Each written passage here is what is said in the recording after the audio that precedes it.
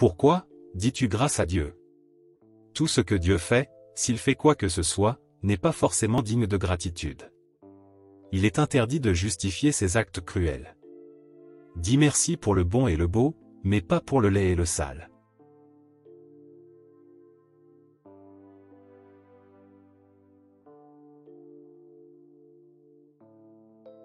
Plus de 50 ans passés depuis la fin de la Seconde Guerre mondiale. Le cœur a beaucoup oublié, principalement des lieux, des dates, des noms de gens, et pourtant je ressens ces jours-là dans tout mon corps.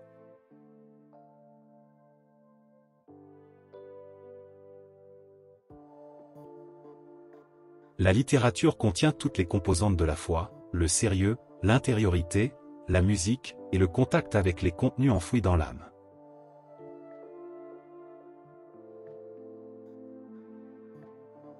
Quand on rencontre quelqu'un, c'est signe qu'on devait croiser son chemin, c'est signe que l'on va recevoir de lui quelque chose qui nous manquait.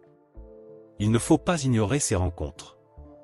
Dans chacune d'elles est contenue la promesse d'une découverte.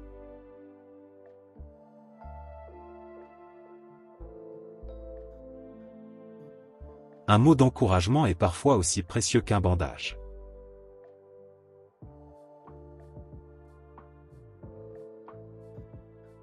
La nostalgie est une fuite devant ce que nous possédons.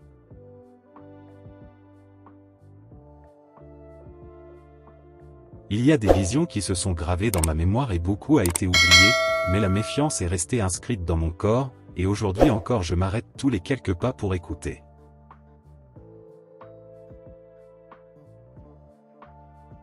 Je n'ai pas peur de la mort, mais la flétrissure me révulse.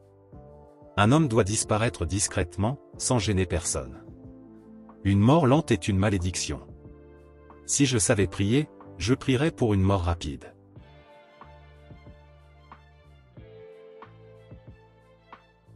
Sa mère lui disait qu'au nom de la réconciliation, et pour éviter de causer de la peine, on était parfois obligé de mettre quelque chose, et même de mentir.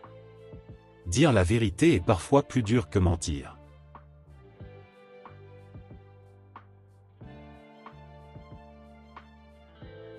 L'université est un lieu d'études important, mais pas une école pour écrivains. L'apprentissage littéraire se passe entre soi et soi, ou entre soi et des êtres dont l'âme vient de la même racine.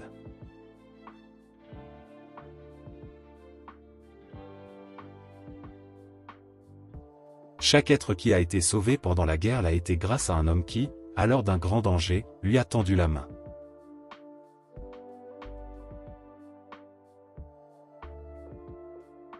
Nous n'avons pas vu Dieu dans les camps mais nous y avons vu des justes. La vieille légende juive qui dit que le monde repose sur une poignée de justes était vraie alors, comme elle l'est aujourd'hui.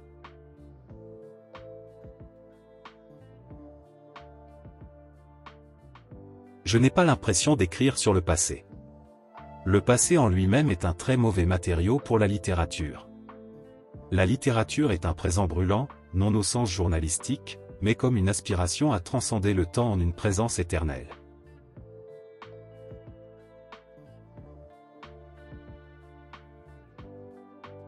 Durant la guerre on ne débat pas, on n'insiste pas sur les divergences.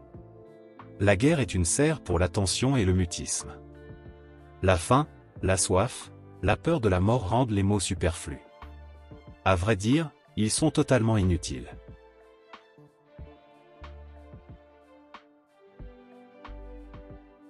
Dans le ghetto et dans le camp, seuls les gens devenus fous parlaient, expliquaient, tentaient de convaincre.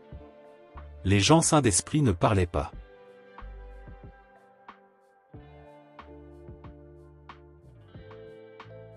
Il faut oser. Celui qui n'ose pas se condamne à être dévoré par la crainte.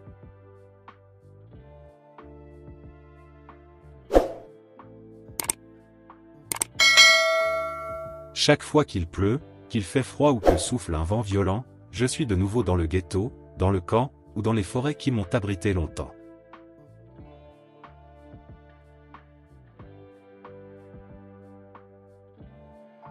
Ma mère fut assassinée au début de la guerre. Je n'ai pas vu sa mort, mais j'ai entendu son seul et unique cri. Sa mort est profondément ancrée en moi, et plus que sa mort, sa résurrection.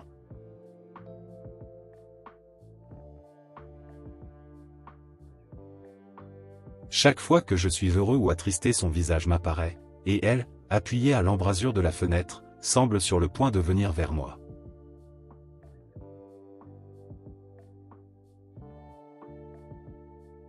Merci d'avoir visionné la vidéo. N'oubliez pas de vous abonner.